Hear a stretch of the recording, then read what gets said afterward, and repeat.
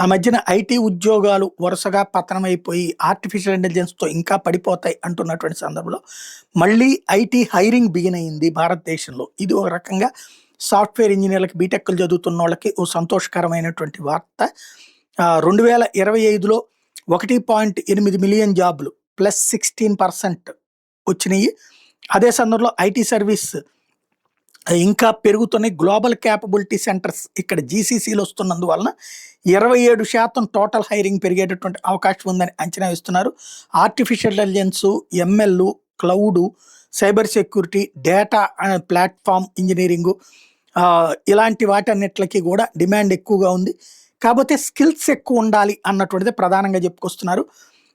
ప్రధానంగా ఏదైతే మహానగరాల నుంచి సెకండ్ గ్రేడ్ లైక్ మన విశాఖపట్నం లాంటి వాటికి 2 టైర్ సిటీస్, 3 టైర్ సిటీస్ వైపుకి కాన్సంట్రేట్ చేస్తున్నారు. 2025లో 12% అట్లాగా అలాంటి సిటీలకి చేరినాయి. మనం ఈవెన్ విజయవాడ, అమరావతి లాంటి వాటికి కూడా మళ్లించుకోవచ్చు రాబోయే రోజుల్లో.